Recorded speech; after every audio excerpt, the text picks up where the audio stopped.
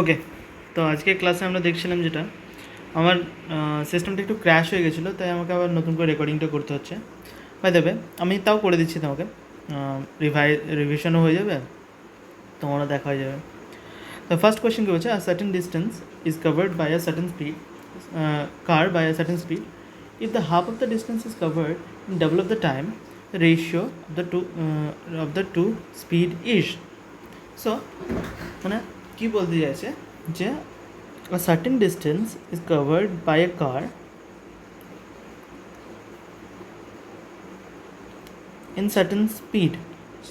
Pardon me, এখানে বলেছে a certain distance is covered at a certain speed, মানে কোনো ভেহিকেলের ব্যাপারে বলে দেয়নি, আমাদের দরকার নেই। কী বলেছে সে কন্ডিশন যে if half of the distance is covered in double of the time, তাহলে আমরা কি জানি যে স্পিড, ইয়েলো করবো না, অন্য কালার দেই, দাঁড়াও, speed is equals to distance over time.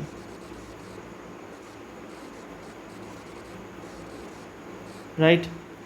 তাহলে এখানে ফার্স্টে কি বলেছে যে হাফ অফ দ্য ডিস্টেন্স, তা আমি ধরে নেই যে half of the distance is covered with the double of the time.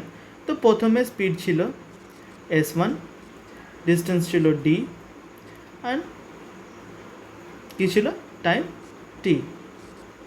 Second কেসে ডিস্টেন্স হলো s2, এই স্পিড হলো s2, আর distance half of the distance মানে d/2, আর time is double of the time, that is t, 2 times t।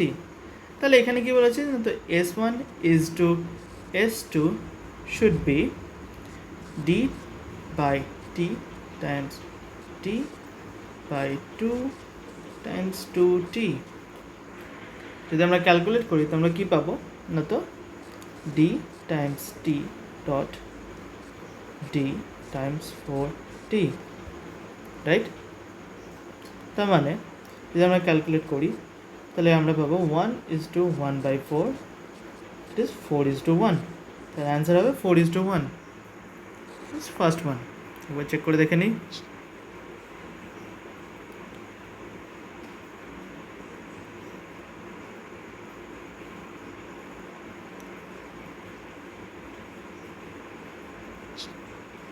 ওকে, বোঝা গেল আশা করি। নেক্সট কোয়েশ্চেন এসো। নেক্সট কোয়েশ্চেন কী বলছে, আমি তোমাকে ক্লাসে এগুলো করেই দিয়েছিলাম যদিও, তাও আমি ভিডিওতে দেখিয়ে দিচ্ছি। কী বলেছে, the velocity of the time curve of a body projected vertically upwards. মানে সাপোজ তুমি একটা বস্তুকে উপরে ছুড়ে দিয়েছ, in you just throw object in the upward direction. তো যখন গ্র্যাজুয়ালি টাইম পাস হবে তখন obviously object is falling down to the earth, right? তো সে এমনিভাবেও পড়তে পারে, আবার সে তোমার দিকে এমনিভাবেও পড়তে পারে, বাট এটা ওরা চায়নি। ওরা কী চেয়েছে, ওরা চাইছে একটা ভিটি কার্ভ। তো আমরা যদি এখানে ভিটি কার্ভ মানে ভেলোসিটি টাইমস টাইম এর কার্ভ চেয়েছে, তো অবভিয়াসলি তুমি জানো যে যদি আমি উপরের দিকে ছুড়ি তো এই পোর্শনে মানে গ্রাউন্ড লেভেলে আমি ফোর্স বেশি দেবো, তাহলে এই ক্ষেত্রে velocity is going to be higher than that topward position, right? তো মানে আমি যদি দেখি আর আমি যদি নাম দেই, আমি যদি এখানে নাম দেই এরকমভাবে যে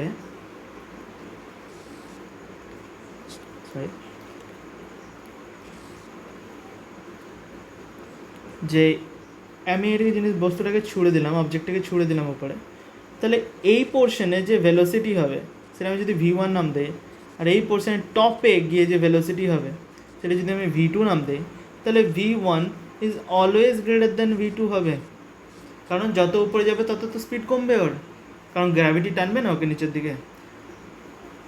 তাহলে এটা কি বোঝা যাচ্ছে যে যত সময় যাবে তত স্পিড কমবে, তাহলে স্পিড আগে হাই ছিল, টাইমের সাথে সাথে ডাউন হচ্ছে।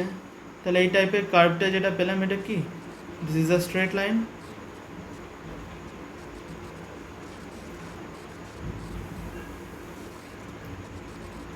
তাহলে এই টাইপের কার্ভ হবে আর স্ট্রেট লাইন কার্ভ। ওকে, চলো নেক্সট কোশ্চেন আসবে। নেক্সট পোর্শন কি বলছে, a man on a tour travels first distance 160 km at 64 km per hour and the next 160 km at 80 km per hour. So find out the average speed at the first 360 km of the tour. তো এখানে দেখো তোমাকে বলেছে 320 kilometre, pardon আমি আগে 360 বললাম, 320 kilometre.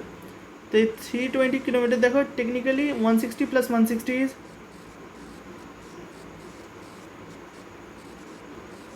320। তাহলে তোমাকে এমনি ক্যালকুলেট করার দরকার নেই, জাস্ট ঘাবড়াবার জন্য দিয়েছে। তো আমরা অ্যাভারেজ স্পিডের ক্ষেত্রে কী জানি, যখন দুটো স্পিড দেওয়া থাকবে তো আমরা একটাকে ধরবো V1 অ্যান্ড সেকেন্ডটাকে ধরবো V2। তাহলে অ্যাভারেজ স্পিড যদি VA/VJ হয়,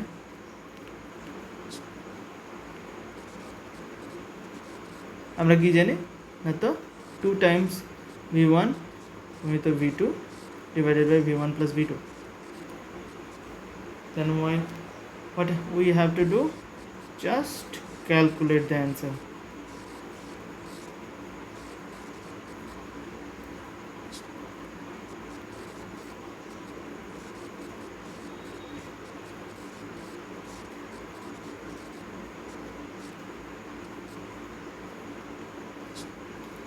Two 144 is 72, 8 tens at 80, 8 nines are 72, and this is almost like 9 sevens are 63, so it's almost be like 7.11. For your convenient I can calculate this here. 9 divided by 64 is 7 times 63 times 1.1 is equals to 9. This is 1, 11 times 9, and it's going on and on and on. So the answer should be 7.1 times 10, which is 71.11 kilometer per hour. So the second one. Come for the third one, which we did today. তো এখানে সেক্ষেত্রে কি বলেছে, the car covers the four successive 3 kilometer stretch. The first stretch in 10 km per hour, second one is 30 km per hour, and the last one is 60 km per hour. So what we have to do is find out the average speed of the three distance. তো এখানে করবো কি, আমরা যে একটা distance, common distance d kilometre হিসেবে consider করে নেব। তো আমরা এখানে লিখব ফার্স্টে যে V1 ইজ ইকুয়ালস টু এত, V2 ইজ ইকুয়ালস টু এত, and V3 is equals to এত। দেন we write down, let consider the common distance covered by the car is d kilometer. So the average speed should be d1 plus d plus d plus d divided by d1 d by v1 bracket plus d by v2 bracket and d by v3. Then we have to calculate this one and we find 20, right? যেমন আমরা ক্লাসে করেছিলাম। তো answer হয়ে গেল, আশা করি তোমাকে বলতে হবে না। নেক্সট কী আছে, নেক্সট হচ্ছে, আচ্ছা যখন আমি তোমাকে ক্লাসে এটা করেছিলাম তখন আমি তোমাকে ডাইরেক্ট যেমন দিয়েছিল সেরকম করে দিয়েছি। পরে আমি বুঝতে পারলাম যে এখানে এদের প্রিন্টিং মিস্টেক আছে।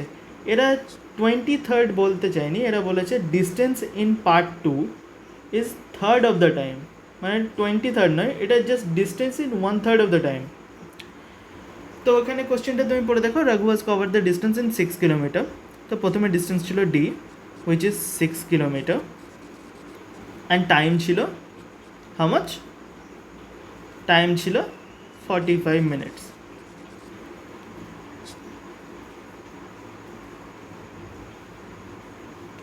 আর সিমিলারলি সেকেন্ড কেস সিনারিওতে ডিস্টেন্স টু কী বলেছে, the half of the distance.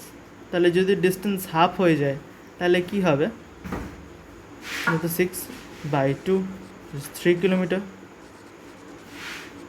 And time হয়ে যাবে 1/3 of the time, which is 15 minutes, right? তাহলে সেক্ষেত্রে যে স্পিড হবে কী বলছে what should be the remaining distance, তাহলে রিমেনিং ডিস্টেন্স কী হবে, দ্য রিমেনিং